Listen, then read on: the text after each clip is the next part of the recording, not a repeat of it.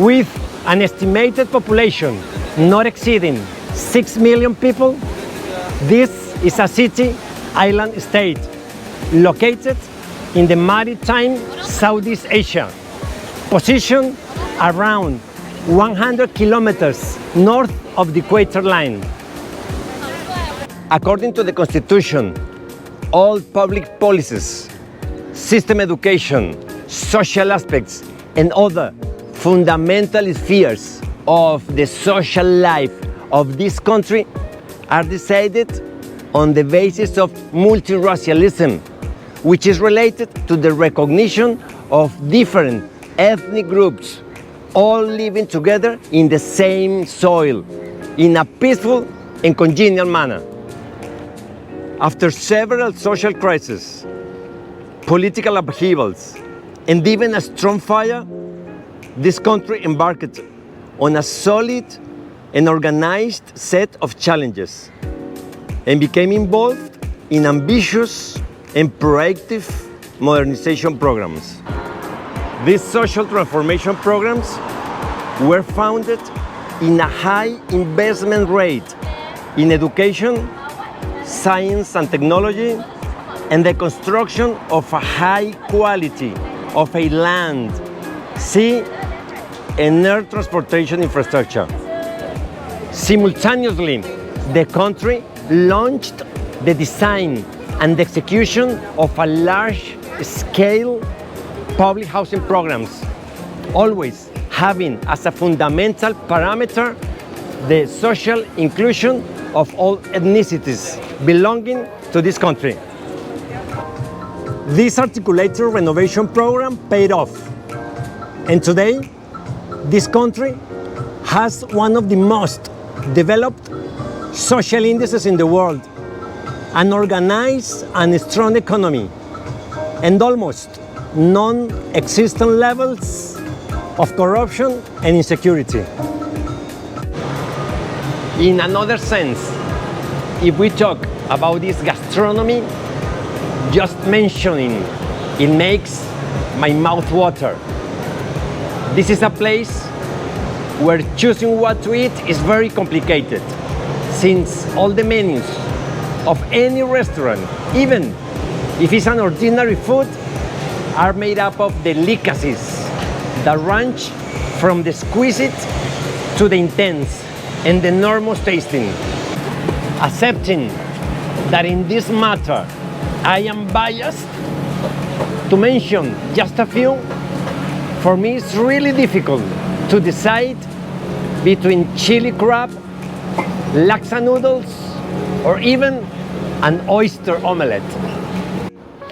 We are referring to the splendid City of Lion, the Republic of Singapore, an undeniable setting to put immediately on your must-see list, if it's not already on it.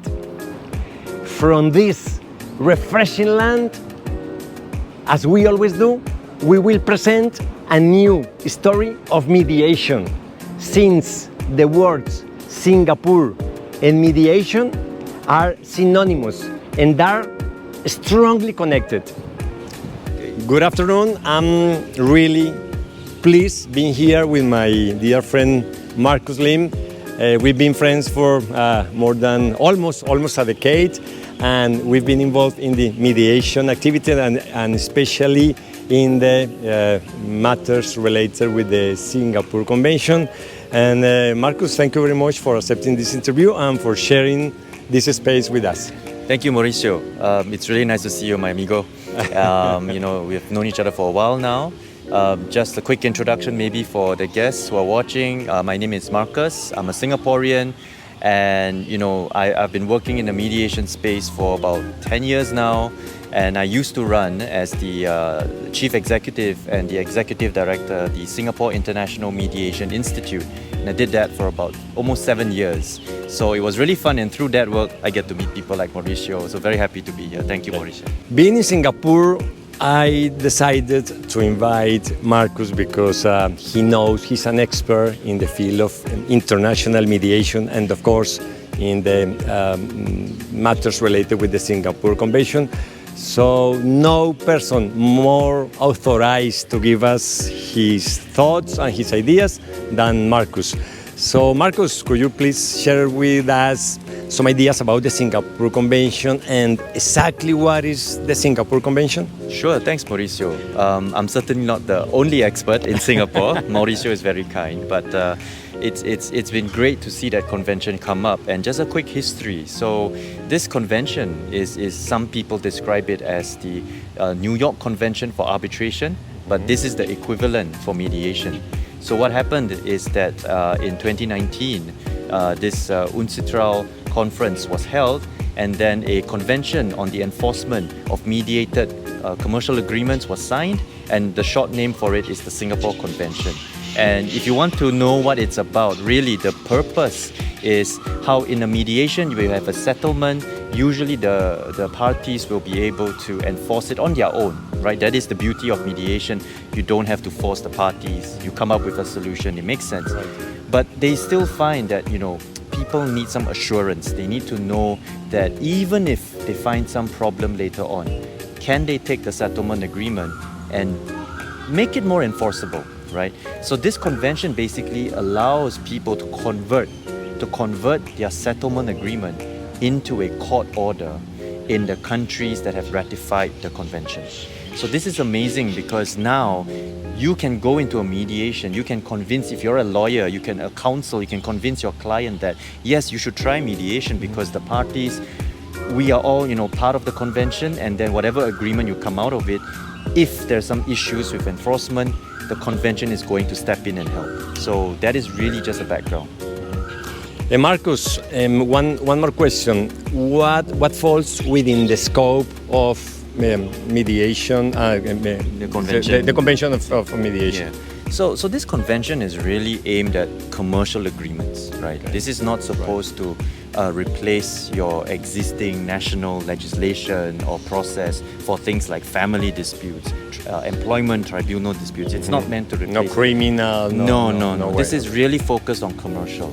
So your private company kind of negotiations, agreements, multinational corporations, agreements, all of these would fall within the scope of the convention. So basically, if you're doing business, any of your agreements could come under the convention. All you have to do is to think about how you put a clause inside. And if you need a clause, of course, you can always look to Mauricio. A clause within Yes. the settlement agreement. That's right. Within the settlement agreement or even within your contract. Most contracts these days, they would have a dispute resolution clause, right? And very often now you see something talking about arbitration. Very common, right? Yeah, or they refer it to the New York Convention. Arbitration. You can do something like a tiered level or an accelerated dispute resolution clause. So you build in some steps. You try mediation first, and if that doesn't work, you can move to arbitration. So there are many ways to bring all these agreements under the convention. Marcus, from your last answer, so there is a new question that comes to my mind, and is which countries can apply this Singapore Convention? Really, there are so many countries, on the launch date, more than 20 over nations and countries signed up, right? And then since then, now we have over 50 nations that have signed the convention. Colombia did it. Colombia signed as well. Signed it. That's right. But since then, we need to go one step further, right? You actually need to go and ratify the convention, and I think Colombia has not yet taken that step. No, It'd not be yet. really good if they do, because then in your country, in Colombia, there will be a process that the lawyers, the judges can look at, and they go, this is how I will enforce and convert the settlement agreement in accordance with the convention. Because without that guidance, it will be difficult for the lawyers. So until the convention is not ratified internally, Yes. so It'll be difficult. Yeah, difficult. There's no guidance. The lawyers will be turning to the judges and saying, well, how do I? What's the process for me? There is no legislation here, so it's important to ratify. So we are losing a really good opportunity and a really important tool. Yeah, because when you do business with other countries, and they will ask you, is your country ratifying the convention, right? Can we put a clause inside? Can you give me the assurance? So in conclusion, Mauricio, it's really important that Colombia takes the next step to ratify the convention, because Super this will important, send a very strong signal to businesses, to lawyers who want to work with like Colombian entities, Colombian businesses, that they are serious about being able to transact, and they are committed to providing and respecting the ways of mediation so that they reduce the business costs, reduce the uncertainty, and most importantly, give that confidence to all the investors, to all the commercial companies that you're able to deal with a problem without having to rely on a specific judicial system, right? You can let the businesses talk to each other. So that's really critical. Marcus, could you give us a typical example Yeah. on commercial disputes that can be settled through the Singapore Convention? Yeah, sure. So, like Colombia, for example, famous for many things. Myself, I love Coffee, for Colombian example. coffee, Yeah. right? So you have a supplier in Colombia, right? They signed a distribution agreement, international, to send the coffee beans to someone, Right. let's say in Singapore, right? And then, business is business, things happen. We just came out of a pandemic, the COVID, there's disruption. Now, who's to be responsible? They go to the contract. Now, if the contract doesn't have a mediation clause, what happens? The lawyers start to argue. Maybe they try to enforce some of the clauses in Colombia, in Singapore. A lot of costs get in the way, but ultimately the businesses, the relationship is not good. Now, if you have a mediation clause, and Colombia and Singapore, they both ratified the convention, they not only can go for a mediation, they can go in, and the lawyers can have that certainty to know whatever settlement they come up with, they can still go back to their respective countries and say, I want this to be enforced, I want this to go through. Now, why is that important? Because people move from different organizations, right? Maybe the person I'm negotiating with the next day in Colombia, in Singapore, could be someone different, right? Sometimes things just happen. And it's like a guarantee Yeah. that the obligations coming out from the settlement agreement will be respected. Will be respected. And it's not that the companies won't respect. I mean, most companies do. But you always have that 1%, that 2%, that 10% worry, that risk management. And that affects the quality of your mediation, affects the quality of the negotiation. If you have the convention to protect your risk, you don't have to build so much of those risk management mechanisms in the settlement agreement itself. Correct. So that already opens up the floor. People are more willing to come and discuss. And you can continue to distribute coffee, right? And more companies will be able to work with you. So that's just one example. Oh, right.